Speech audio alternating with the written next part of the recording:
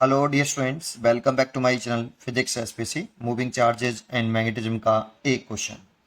A particle of mass m and charge q has initial velocity v vector v0 j cap मतलब y axis में।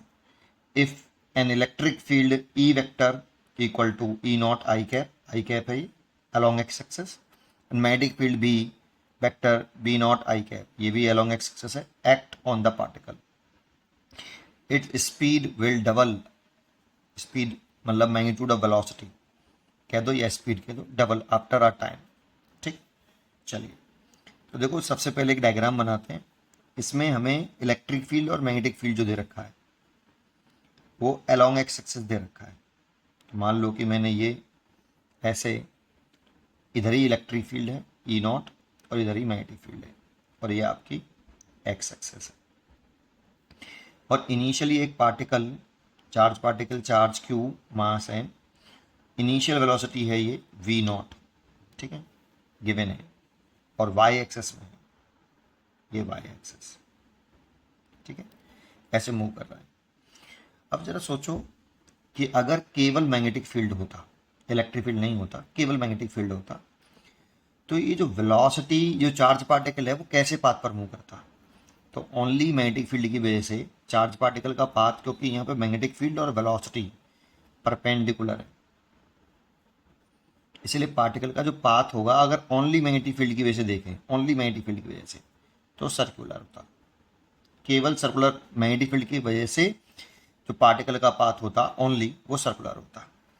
और किस circular कैसे move करता, कौन से प्लेन में करता, अगर उसको भी देखना चाहें तो देखो v cross B, F magnetic force जो होता है वो charge into v cross B होता है। जिधर v क्रॉस बी की दर्शन होगी उधर ही मैग्नेटिक फोर्स की दर्शन होगी, और जिधर मैग्नेटिक फोर्स होगा उधर ही सर्कुलर पाथ का सेंटर होगा। तो v क्रॉस बी कर लेते हैं। तो देखो v की राइट हैंड लगाइए और v की दर्शन में अपनी फिंगर रखिए राइट हैंड की, और v से b की तरफ कर्ल करिए स्मॉल एंगल से अपनी राइट हैंड की फिंगर को। जिधर थंब आएगा वो v क्रॉस बी की दर्शन होगी, दैट मीन्स एफ एम की दर्शन होगी। तो देखो ऐसे थंब नीचे आ रहा है, v क्रॉस बी छोटे एंगल से घुमा दिया मैंने b से b की तरफ, मैग्नेटिक फील्ड है ना, तो ऐसे छोटे एंगल से मैंने अपनी फिंगर को कर्ल करा राइट हैंड की, ऐसे थंब आ रहा है नीचे, दैट मीन्स आपका सेंटर नीचे की तरफ होगा, और नीचे की तरफ तो होगा तो ये पार्टिकल सर्कुलर पाथ पर वाई जेड प्लेन में घूमेगा, ऐसे घूमेगा बेटा, ऐसे है ना, वाई जेड प्लेन में एक ही जगह पर।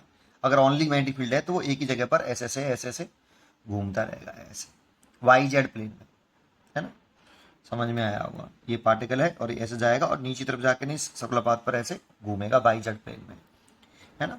चलिए ओनली मैग्नेटिक फील्ड है, लेकिन यहाँ पे इलेक्ट्रिक फील्ड भी है। अगर मैं केवल और केवल इलेक्ट्रिक फील्ड को अगर देखूँ, मैग्नेटिक फील्ड को भूल जाऊँ, मैग्नेटिक फील्ड तो समझ में आया कि मेरे को अगर केवल मैग्नेटिक फील्ड है तो वो पार्टिकल वाई जेड प्लेन में सर्कुलर पाथ करेगा। और ये भी मैं जानता हूँ कि जो मैग्नेटिक फोर्स होता है ना ये एफ एम, वो देखो वेलोसिटी के कैसे आया है, परपेंडिकुलर आया है। जब मैग्नेटिक फील्ड के परपेंड ये वेलोसिटी के परपेंडिकुलर है तो पावर जो होगी वो जीरो होगी, F M V cos theta से, कॉस जीरो हो गया, कॉस 90 हो गया, कॉस 90 के लिए जीरो, तो पावर जीरो हो जाएगी, तो वर्डन भी जीरो आएगा, और वर्डन जीरो आएगा तो change in kinetic energy, kinetic energy constant रहेगी वर्क एनर्जी थ्योरम से, वर्डन जीरो तो change in kinetic energy zero, तो kinetic energy constant that means speed constant. तो मैग्नेटिक फील्ड वैसे भी हम जानते हैं कि मैग्नेटिक फील्ड कभी भी स्पीड में चेंज नहीं करता, मैग्नेटिक फील्ड स्पीड में चेंज नहीं करता है भाई, है ना, स्पीड कह रहा हूँ, है ना, स्पीड में चेंज नहीं करता, ना स्पीड बढ़ाता है ना घटाता है। अब इलेक्ट्रिक फील्ड की चर्चा करें, ओनली इलेक्ट्रिक फील्ड लग रहा होता, तो जैसा कि मैं जानता हूं कि यहाँ पर इसकी जो एक्स डायरेक्शन में कंपोनेंट है वेलोसिटी का वो जीरो है, लेकिन इलेक्ट्रिक फील्ड हमेशा positive charge particle force electric field की डायरेक्शन में लगाता है, एफ ई बराबर क्यू ई। इलेक्ट्रिक फील्ड की डायरेक्शन और फोर्स की डायरेक्शन सेम होगी अगर चार्ज पार्टिकल पॉजिटिव है तो ये इधर की तरफ फोर्स लगा रहा हो इलेक्ट्रिक फील्ड इस पर चार्ज पार्टिकल पर, इधर ऐसे एफ ई। नेगेटिव फोर्स लग रहा है नीचे की तरफ एफ एम ऐसे, है ना। तो इलेक्ट्रिक फील्ड इधर लग रहा होगा तो इसकी इनिशियल हॉरिजॉन्टल डायरेक्शन में जो वेलोसिटी है यू एक्स वो जीरो है, बट इस फोर्स के कारण, इलेक्ट्रिक फोर्स के कारण अगर ये फोर्स लग रहा है इधर की तरफ तो ये एक्सेलरेशन डेवलप करेगा अलोंग एक्स एक्सिस। तो इस फोर्स के कारण एक्स एक्सिस में एक्स कंपोनेंट वेलोसिटी का कंटिन्यूसली बढ़ेगा क्योंकि उसमें एक्स डायरेक्शन में एक्सेलरेशन है due to electric force, due to electric force. तो इसीलिए इसकी जो वेलोसिटी होगी वो कंटिन्यूसली एक्स डायरेक्शन में बढ़ रही होगी, है ना, स्पीड बढ़ कह दो, एक्स डायरेक्शन में स्पीड बढ़ रही होगी। तो इनिशियल स्पीड एक्स डायरेक्शन में जो कंपोनेंट था वो था ही नहीं, केवल वाई कंपोनेंट था, तो जीरो है। तो इसका मतलब अगर दोनों को कंबाइंड कर लें, मैग्नेटिक फील्ड और इलेक्ट्रिक फील्ड दोनों को देखें, तो ये मैग्नेटिक फील्ड इसे सर्कुलर पाथ में घुमाएगा और इलेक्ट्रिक फील्ड वाला फोर्स उसे आगे ले जाएगा। दैट मीन्स दोनों मिलकर इस पार्टिकल को हेलिकल पाथ पर चलाएंगे। लेकिन उस हेलिकल पाथ की खासियत है एक, उसकी पिच कांस्टेंट नहीं होगी, उसकी पिच जो कांस्टेंट नहीं होगी क्योंकि इसकी जो हॉरिजॉन्टल स्पीड है, पिच होती है हॉरिजॉन्टल डिस्टेंस, है ना, वो हॉरिजॉन्टल स्पीड की होती है, वो कंटिन्यूसली इंक्रीज हो रही है due to electric force, due to electric force. तो ये इसकी पिच कंटिन्यूसली इंक्रीज हो रही होगी कुछ इस तरह से। देखो ये आया, जैसे ये यहाँ पे ऐसे आया, फिर इसके बाद इसकी पिच थोड़ी सी बढ़ गई होगी, फिर इसके बाद इसकी पिच और बढ़ गई होगी ऐसे। देखो शुरुआत में वन रोटेशन में जो डिस्टेंस कवर करी हॉरिजॉन्टल डायरेक्शन में ड्यू टू हॉरिजॉन्टल वेलोसिटी, क्योंकि हॉरिजॉन्टल वेलोसिटी कंटिन्यूसली बढ़ेगी ड्यू टू इलेक्ट्रिक फील्ड। तो ये पिच इनिशियल है, फिर उसके बाद पिच बढ़ गई, फिर उसके बाद और बढ़ गई, ये कहानी रही होगी इसमें। तो हेलिकल पाथ पे मूव कर रहा होगा। तो सर्कुलर पाथ पे जब वो मूव कर रहा होगा ऐसे, तो उसके दो कंपोनेंट होंगे सर्कुलर, एक तो उसको एक कंपोनेंट होगा जो उसे सर्कुलर पाथ को घुमाएगा वेलोसिटी का, जो मैग्नेटिक फील्ड के परपेंडिकुलर होगा, और एक कंपोनेंट होगा जो इलेक्ट्रिक फील्ड से डेवलप हुआ है, इलेक्ट्रिक फील्ड ने डेवलप किया है एक्स कंपोनेंट। तो दो कंपोनेंट होंगे वेलोसिटी के। जैसे अगर हम आफ्टर टी सेकंड पर अगर देखें पार्टिकल को, तो ये इलेक्ट्रिक फील्ड है और ये मैग्नेटिक फील्ड है और ये इनिशियल था v0। तो मान लो यहाँ पर टी सेकंड लगा यहाँ से यहाँ तक, है ना। तो एक तो इसके पास इनिशियल वेलोसिटी इधर की, तब तो ux जीरो थी, है ना, केवल वर्टिकल वेलोसिटी थी इनिशियल यहाँ पे, vy अलोंग y एक्सिस थी। लेकिन यहाँ पर इसके कारण vx कुछ वेलोसिटी आ जाएगी ड्यू टू इलेक्ट्रिक फील्ड, है ना। और इस यहाँ पर पार्टिकल हेलिकल पाथ पर कर रहा है, इसका मतलब सर्कुलर मोशन भी कर रहा है और आगे भी बढ़ रहा है। तो सर्कुलर मोशन करने के लिए तो रेस्पॉन्सिबल है ये वाली स्पीड, और आगे बढ़ने के लिए रेस्पॉन्सिबल है जो इलेक्ट्रिक फील्ड वेलोसिटी को कंटिन्यूसली बढ़ा रहा है वो। तो इसीलिए इस जगह पर इसके पास दो वेलोसिटियां होंगी, एक तो v0, ये तो चेंज ही नहीं हुई होगी क्योंकि मैग्नेटिक फील्ड इस स्पीड को तो चेंज करता ही नहीं है, और इलेक्ट्रिक फील्ड भी इस स्पीड को चेंज नहीं कर पाएगा क्योंकि इलेक्ट्रिक फील्ड फोर्स लगा रहा है अलोंग एक्स एक्सिस, है ना। तो वो केवल एक्स कंपोनेंट को बढ़ाएगा, वाई कंपोनेंट पे कोई इफेक्ट नहीं पड़ने वाला। मैं ये नहीं कह रहा कि वाई कंपोनेंट अभी भी जो वेलोसिटी की दर्शन है वो जो है वाई एक्सिस के अलोंग होगी, ऐसा नहीं कह रहा। वो वाई जेड प्लेन में घूम रहा है ना, तो वाई जेड प्लेन में कहीं पे भी हो सकती है वो डायरेक्शन वेलोसिटी, लेकिन जो v0 है वो हमेशा vx के परपेंडिकुलर होगी, है ना।